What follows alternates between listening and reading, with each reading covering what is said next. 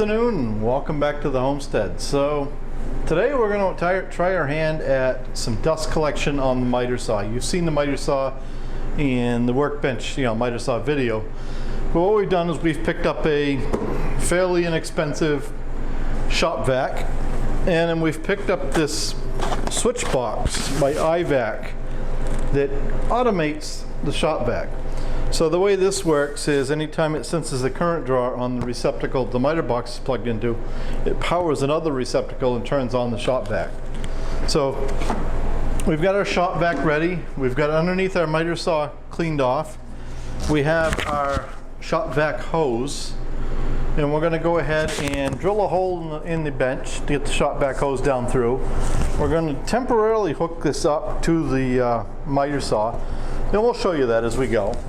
And we're going to see how this works. So come on along for the ride.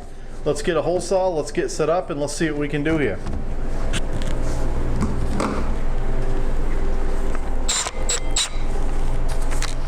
Alright, so we're going to try out our new smaller Milwaukee 1/2-inch drill. We needed another battery charger, and they had a one-day only sale at Home Depot. I think this was like $139 with 2 batteries and a charger. So we added this to our tool arsenal. You'll notice if I turn you around, we have our drill rack made. So that'll hold our 5 drills or drills and impacts.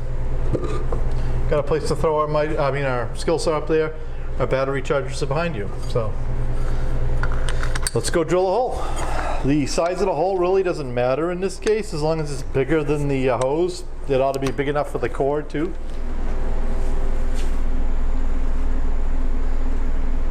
Let's get you spun around here so you can watch what we're doing. So we're going to be working right back in there for now. So we got to drill a hole, and we're just going to pick a spot. We got a 2x4 into there on the wall,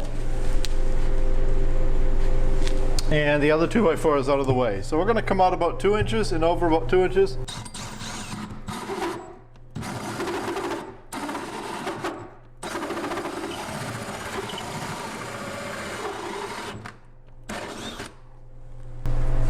The little drill worked pretty good.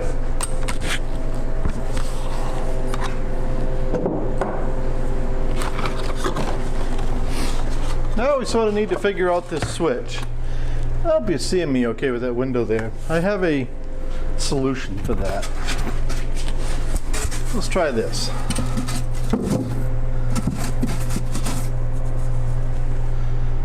I don't know if it's better or worse, but anyway. So now we need to figure out our switch box and how we're going to deal with it, where we're going to mount it, etc., etc. Now this has a couple different ways to wire it depending on the current draw of your dust collection system.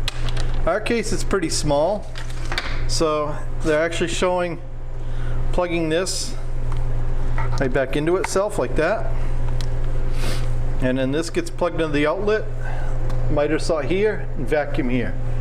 So we will go ahead and get this screwed to the wall.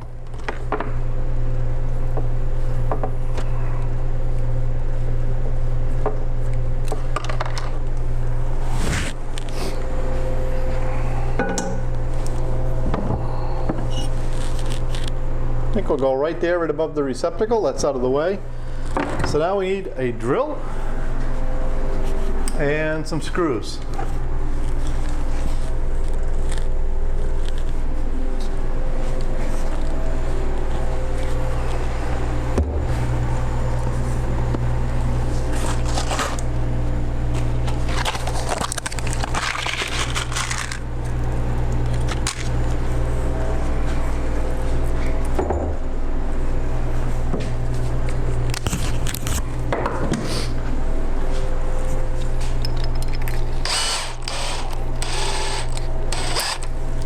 So now we're using Sue's Christmas drill. It was another Home Depot special. One of the things that you should probably pay attention to is pricing on tools. So if you're in the market for any hand tools and you're going to buy it at Home Depot, for example, don't buy it at full price. If you watch, there's always deals on the Milwaukee and the DeWalt especially. So just kind of one of those things, just don't pay full price.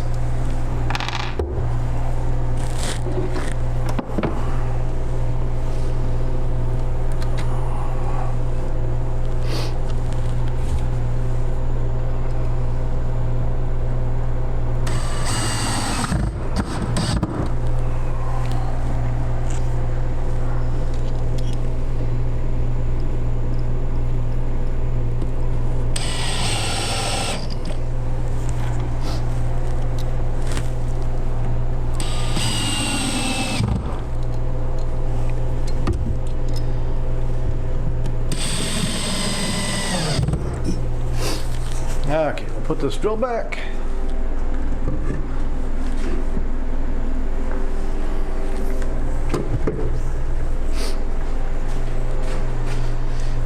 So now we have to do some electrical work over here.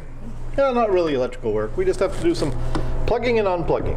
That one gets plugged into the auxiliary. The miter saw gets plugged into there, like that. And then this one gets plugged into the receptacle. And we'll neaten this stuff up a little later. So now if we turn that to auto, we should have power at the miter saw. And we do. So we're going to go ahead and get our vacuum. And get its cord up through there.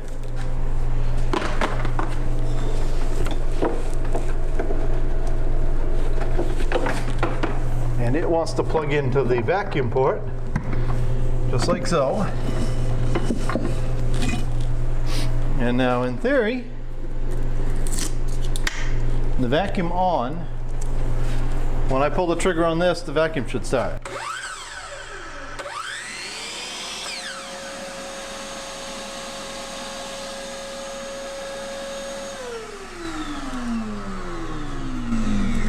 So you want to read the directions. I'm not sure if it's adjustable. I think it is, but there's a delay and a hold. So you'll notice it was probably hard to hear over the saw, but there's about a 10-second delay before that came on, maybe 5, and then it stayed on for about 15 seconds after. So that all seems to work. We're going to go ahead and vacuum up our mess here, and we'll be right back. Okay, so now we have to run our hose through that big hole we drilled in the bench.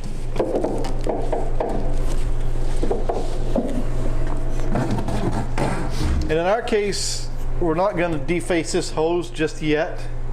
And I'll show you why. Let me see if I can zoom you in here a little bit.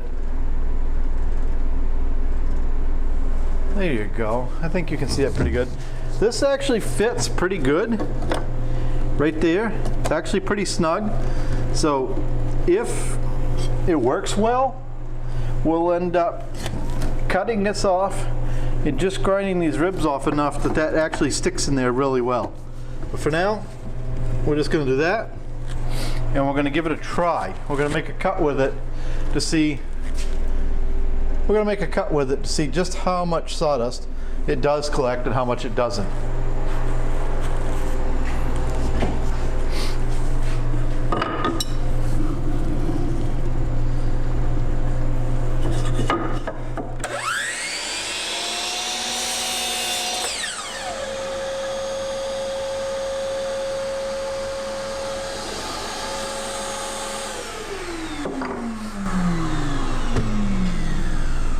So that seemed to work really well.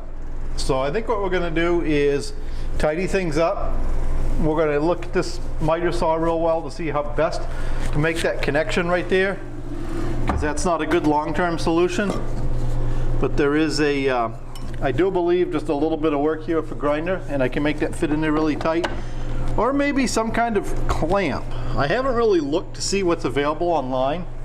I could just go get some duct tape, and that probably is honestly what I'm going to do. So hold on a second. All right, so we've got everything tidied up. we're going to grab the camera and give you a quick tour. So hold on, try not to get seasick.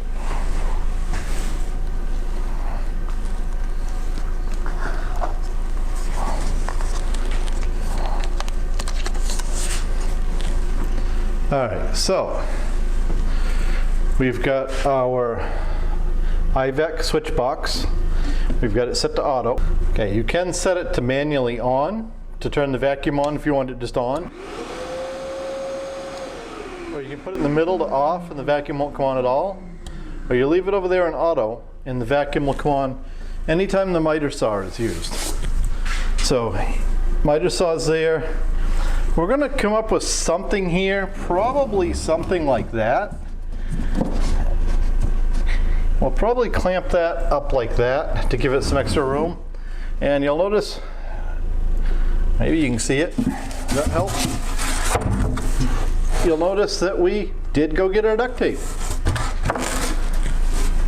And then down below, then you'll notice down below we got the vacuum down there. What we'll probably end up doing, we're still a little unsure on this whole setup. We'll probably end up putting a set of doors on there and some walls. And then on the two sides, we'll probably end up doing some type of cabinet or shelving or something. We just don't know yet. I don't like it the way it's like, because you'll notice all of a sudden over here there's a couple inverters piled up and stuff just starts to pile up and then it falls out in your way. I'd like to make it a little more organized. So anyway, that's pretty much it. We're gonna set you up and let you watch us make a couple of cuts and see how much dust it collects.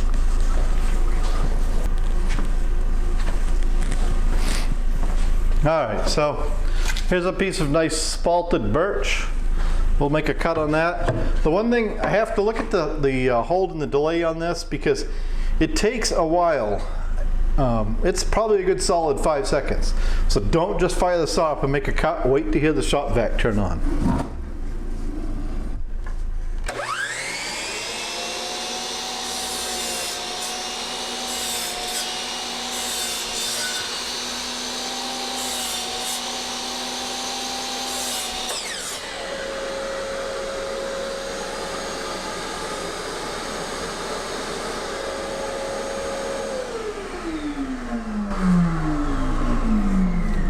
So that's probably, I'm gonna say a good solid 90% of the dust is getting caught.